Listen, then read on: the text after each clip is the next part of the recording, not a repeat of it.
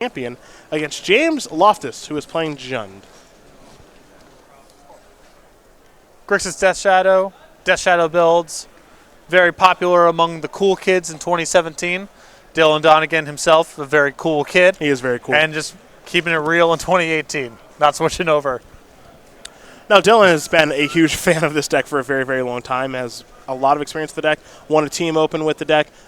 It's a deck that he knows so very well. He's had so much success with. He might be taking a mulligan right now, but, you know, he knows this deck inside and out. I'm not too surprised to see him playing it, even though it's not nearly as good this year as it was last year. Yeah, the humans matchup seems problematic to me. It's close. It can be problematic, but it can also be pretty close, too. Death Shadow has always struck me as a little bit vulnerable to flyers, and instant speed reflector mages muck up a lot of the things you try to set up. Oh, just any reflector mage, honestly. That's just a tough card for them to beat. Yeah. But particularly, I mean, if you're on the team or battle rate sort of stuff, Donegan's playing 2 in the main deck. Yep. Or even just, you know, all right, you got me down to 8. Now is the turn where I got to make my move with Death Shadow. Reflector mage really good in those spots. And one of the cards that was really nice in all builds of Death Shadow, Stubborn Denial, has certainly gotten a little bit worse. Yeah. With humans being kind of the deck to beat, or if you want to include Hollow One and Affinity, not a lot of spells in those decks. Yeah, and I think Stubborn Denial was a key part of this deck's power. And if it's not really a card you want to play at all, the incentive to play Death Shadow goes down quite a bit. Well, these players will take a look at their openers now. Again, James Loftus is good. Donegan looks like he's good after the mulligan. We'll see who's going to be on the plane here. It will be James, who will start things off with a Blooming Marsh and an Inquisition of Kozilek. So Donegan will reveal the hand.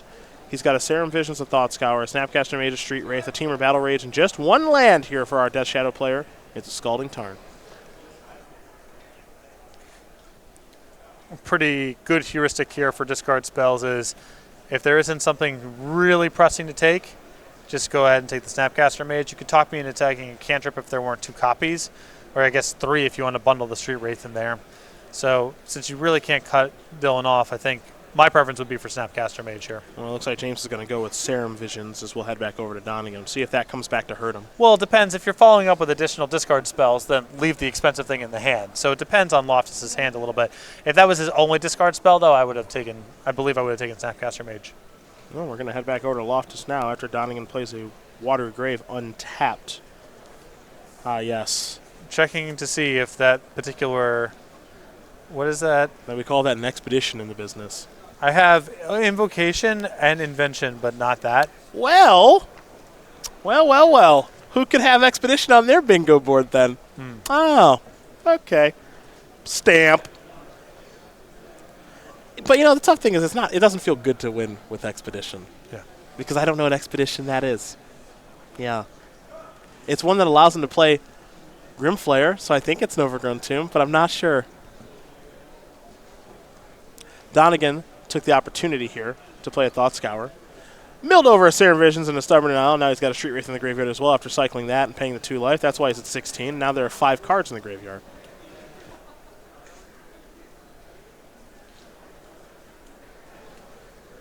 Let's make it 6 with a Scalding Tarn.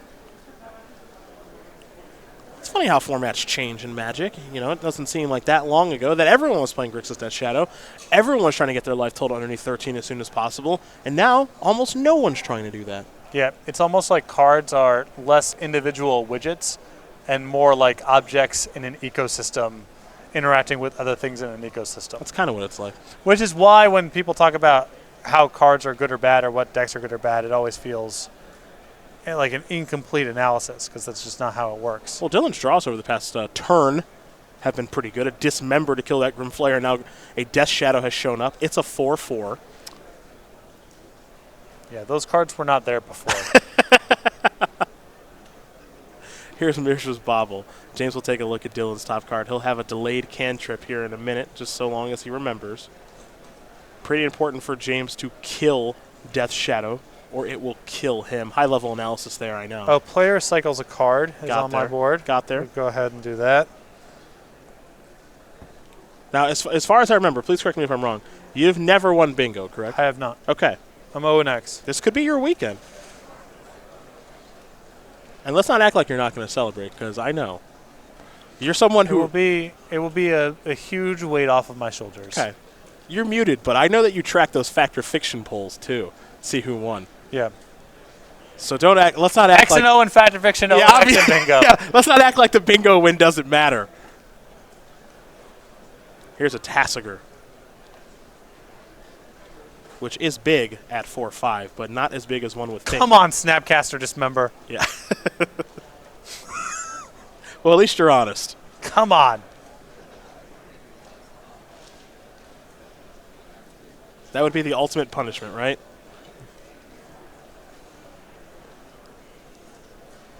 Well, he's going to start with an Inquisition, Will Donegan.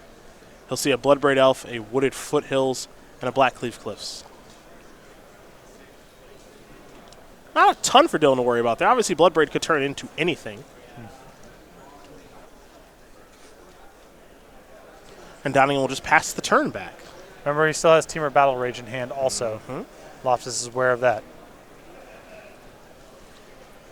Donegan couldn't attack this turn, but, you know, we've seen Death Shadow quite a bit. I think Donegan may want to be attacked. Well, also, I mean, from Donegan's perspective, let Loftus go ahead and cast this Bloodbraid Elf, see what happens, work with that information, and maybe get in a little bit closer here to the Temur Battle Rage range. With the Snapcaster Mage in hand, too, he's got, you know, waiting here is not the worst thing for Donegan, assuming that Loftus is not able to find a removal spell off the Bloodbraid Elf. If he can kill the Death Shadow, then Donegan's position gets bad really fast because he's just so likely to die. Basic Forest here from James Loftus. You saw him play a Mishra's Bauble pre-fetch. And we know about the Bloodbraid Elf and land in hand here for James, so I think we'll be seeing the powerful 3-2 that does some cascading in a moment. But first, he'll bobble himself. Now, here's Bloodbraid. That is a hit. Yeah, that's a big one. Unless Dylan has Stubborn Denial, which he does not. Minus. Death Shadow down. Now you're clear for takeoff. In for 7. Donegan will fall down to 2, and he says, I can't win anymore. So James Loftus will win game number 1 here over Dylan Donegan. Traverse Jund with a timely Liliana the Veil. Going to be up a game here over Grixis Death Shadow. Both these players, they're going to go to the drawing board. They'll sideboard, get ready here for game number 2, and we'll talk about their sideboards here in just a bit.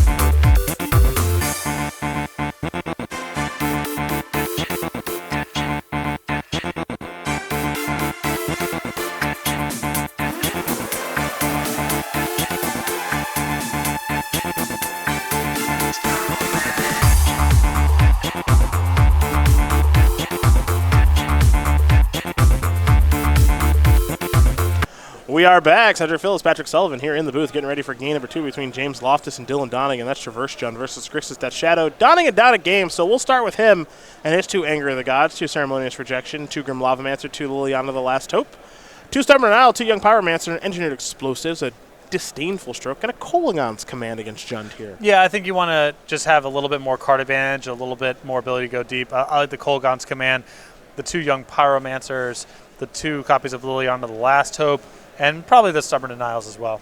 We'll go back over to James, who's got 2 Kitchen Finks, 2 Anger of the Gods of his own, 2 Damnation, 2 Dampening Sphere, a Slaughter Games, an Ancient Grudge, Liliana the Last Hope, Olivia Valderin, Collective Brutality, Abrupt Decay, and Back to Nature, all as one-ofs. Very Jundy sideboard here. I'd bring in the Decay and the 2 copies of Damnation. Probably leave it at that. I do like Damnation. Yeah, Damnation's great here. Well, these players are going to get ready here for game number 2. Looks like Dylan going to go down 6. Dylan is stoic right now. What do you think's going through his mind right now? Caption that photo. I don't have it. No? I don't even have a guess. No? James going down to 6-2. Kind of sucks that I lost game 1. Still early. You know what I know what he's thinking about. SCG game night. Ooh, unlikely. That's but let's talk about it. You talk about it. Well, anyhow, you can head over to go.starcitygames.com/game night. Find out more information about game night. Every month we send kits with pins and tokens to stores that are signed up for game night, and then stores run game night however they want to. Any day of the week, any format. Just get players in the store on a regular basis for some fun and friendly magic. This is the May kit, Feline Focus. We got a couple more coming out that I don't think I've seen yet, although I'm not sure. June, Prehistoric Playtime, and then in July, Playing with Fire. It's a dragon. You get it. You get it. Go.starcitygames.com/game night. Find the game night closest to you. In stores, if you want to get signed up for game night, contact your Star City Games in-store play representative. Dylan thinking about his 6-card hand now. That's what I think he might be thinking about. All right, Street Wraith. He scryed to the top. Dylan scryed to the top. James scryed to the bottom. Dylan falls down to 18. Bloodstained Mire pass the turn. Verdant Catacombs here for James. He'll sacrifice that. Fall down to at least 19, maybe 17.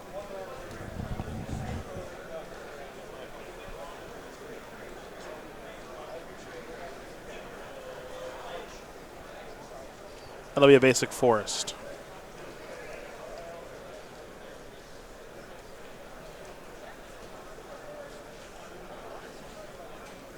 See what the follow-up is here for James. Remember, he has a traverse build of this deck. He will traverse. Ah, yes. The old search. Ah, I guess it could get countered. Yes. Never mind. And it did. And it did get stubborn denied. I was going to say search, present, search, present. Yes. No, he did it correct. He did do it correct. He got countered. I take back my harsh criticism. Do you remember the SCG? This was very early on in our coverage career where someone pondered on turn 1 and started pile shuffling. I actually do, because you were blown away that this was happening. Someone stop this man. Someone needs to stop him.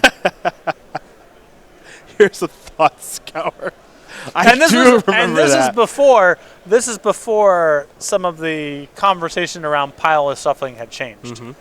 It was a popular thing to do. Not after ponders, necessarily. Yeah. Oh, bingo space. Delve 5+ cards to cast a spell. You're working towards a little something here, right? I got a little something going on. Gurmag Angler going to enter the battlefield. Yeah, I forgot about that maniac who pile shuffled after a ponder. That was tough. That was really bad. That was tough. Here's a Scavenging Ooze.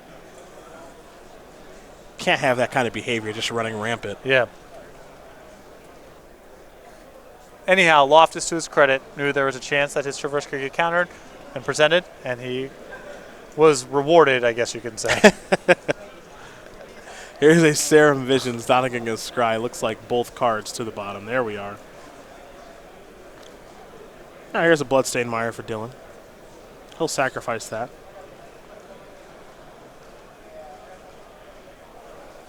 Dylan out here just doing his thing as he's searching up his team vents.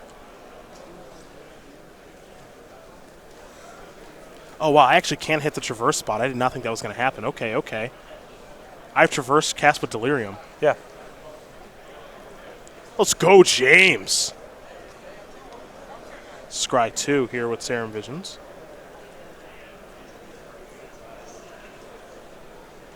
My board is very hard to fill this weekend. Yeah, this might be a tie. I got a feeling. Back over to James, we're going to go. He'll draw a card.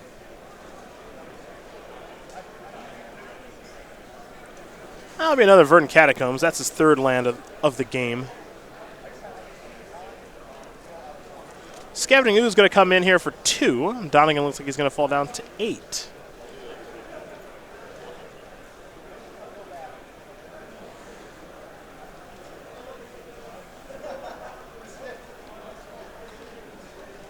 A follow-up here for James Loftus, who hasn't really done much this game, or the last one, truth be told. Now, of course, when you're playing in Set Shadow, they do a lot of the work for you, but we haven't seen a ton out of James' deck just yet. Yeah, I mean, all he needs is a little bit of pressure and a little bit of removal here. Donegan's going to do a lot of the work for him. That is... I believe that's Blood Crypt. I have the Expedition. Me.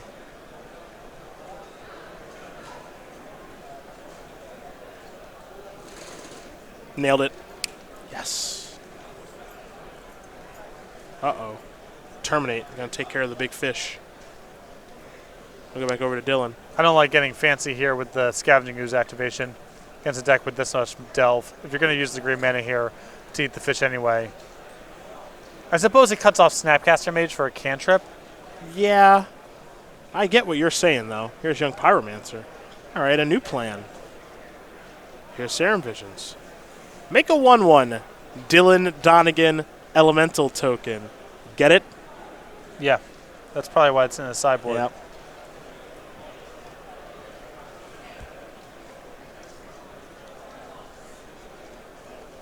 He got that token from winning Invitational in Seattle many moons ago.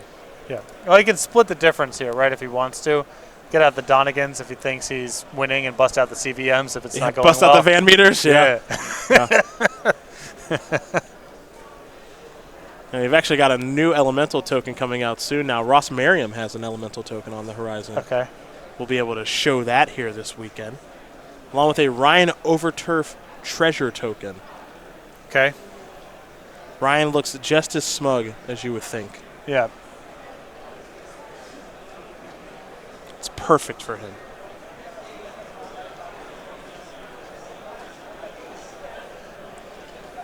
Did I get one in this round? I can't recall. I know there was something. Following round. Following round, yeah. Okay. It's a secret thing. That's yeah. a secret. James is going to remove that Gurmag Angler now, so the ooze will grow and gain a little bit of life there for James Loftus as he untaps and he'll draw a card. Kishin Finks and Tarmogoyf in hand here for our Traverse Jund player, among other cards. Nottingham's never gotten too explosive here, as it looks like he will block very quickly with that Elemental token. And now, the kitchen, it Finks. Some Finks in the sink. Up to 14 goes James. Back to Donegan we go. This was a very... Oh, boy. Oh, boy. Yes. Oh, boy. Love it. Player Hardcast Street Wraith not on either bingo board. That's for sure. Can't decay it. Can't fatal push it. Losses got a swamp. Can't bolt it. Can't bolt it. Nope. Kolaghan's command it? Not really. It's getting dirty out here. But can you largely ignore it? Yes. Most likely, yes. Yes. Yeah, I mean, it would, yeah. Another Kitchen Finks here for Loftus is going to bring him up to 16. Donegan will draw.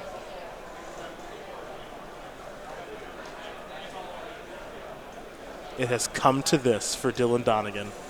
Hard casting Street Wraiths and considering attacking or blocking with them. Yeah, I mean, it's not a bad blocker here, but that seems like a hard way to hold on to this game long term. Oh, yes. Well, now you got to attack. If one's good, two is great.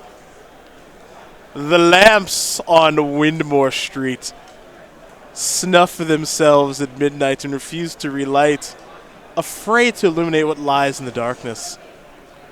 Get it? Yeah. Because the Wraith, they would see the Street Wraith. Right. That's why. A couple of Tarmogoyfs, which, as you can tell, are not bigger than Street Wraith. Draw a card.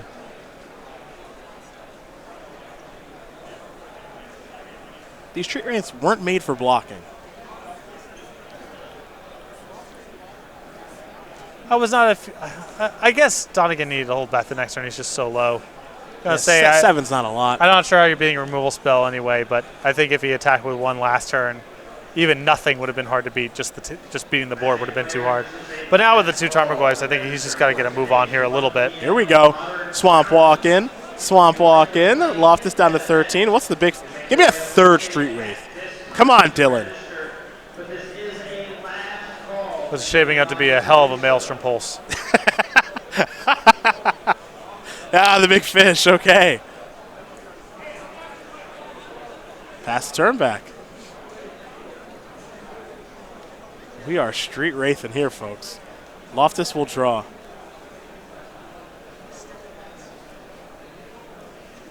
Remember Loftus with 2 copies of Damnation in his sideboard here. Were those to pop up. Be pretty good on the current battlefield. Huge favorite. Yeah. Kitchen Finks left around. What do we have here? Lightning Bolt going to go after Young Pyromancer. I think we'll have a Lightning Bolt in response to take care of Scavenging Ooze. That is Donegan's last card, keep in mind. So now it's very clear what Donegan has going on. Gurmag Angler. Young Pyromancer token. Street Wraith. Tarmogoyfs are 4/5s now. This is a Grimflayer. Delirium might... No, I don't think so, actually. Land instant creature, it looks like here for James. Donegan's position's not that bad. I mean, he has to make sure that he doesn't just get killed by Loftus going wide, but the way the table looks right now, I think he can probably safely get in with one of the Street Wraiths.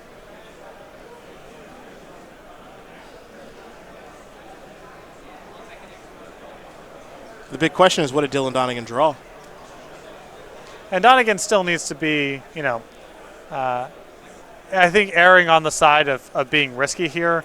Any removal spell or even just getting another card type in the graveyard to get the Tarmogoyfs to be larger than the Gurmag Angler, and his position gets really bad. He's going to hang tight for a turn. Instant, creature, land, and sorcery actually in the graveyard there for James Loftus because of the Traverse. So that means a Grimflayer should be a 4/4 at this stage of the game.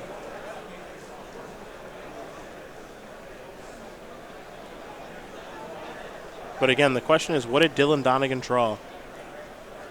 Loftus, well, we're going to find out now, aren't we? Yeah, very easy blocks here for Donegan. Okay.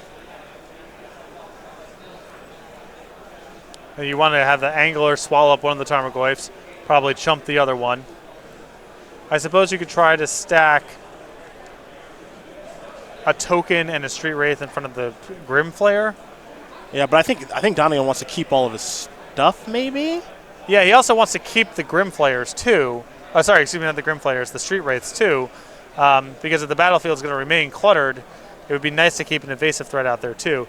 Right now, he might just need to focus on managing life totals, though. Maybe this is a little bit better, because Donegan loses very little in this exchange. Yeah, he's taking 4 one or the other from the Tarmogoyf, so he might as well eat the Grimflayer for his trouble. Mm-hmm. All right, so Finks will return with the Persist triggers. Loftus is going to go up to 17. Tarmogoyf should live, right? That Tarmogoyf shouldn't die. No, one of them did. The other one didn't, right? Well, no, Angler ate a Flare. Oh, yeah. That Tarmogoyf should be on the battlefield still. We'll fix that. Right, because the token chumped the Tarmogoyf. Yeah, it got blocked by a token. Right. Yeah. Right, yeah. Now we're good. But what Loftus' attack did for him here is he gets Donegan down to lethal with all of his threats next turn, and it's 4 creatures against 3. So Donegan needs to produce something. And Donegan should be at 3 from the hit he took from the turn. Right, yeah. He falls down to 3. Oh, if he's falling down to 3, then he can let the Finks through next turn. It's true. And then he's still going. So Loftus might not be in a position to attack for lethal next turn. Donegan will play a Water Grave and pass the turn back. Loftus will draw. He's drawn another land. And no creature lands hanging out there, right? Mm-hmm.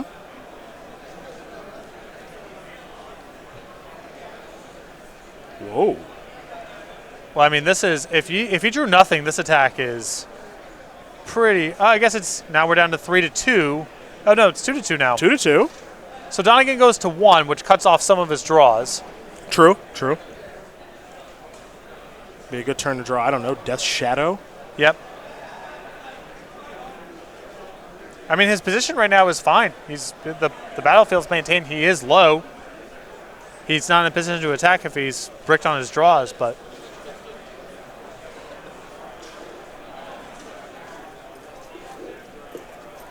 It's a curious position.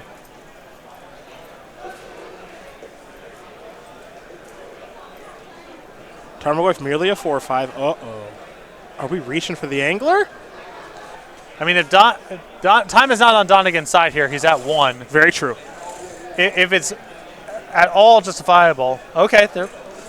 Big Death Shadow, 12-12. Is that a bolt? Well, it got anticlimactic. Lightning Bolt will win the game. James Loftus is going to win this match over Dylan Donegan. 2-0. Traverse Jund, a very innovative build of the deck, will take care of Grixis Death Shadow. And as a battle of mid-range decks go, it actually goes to the Jund side of things as opposed to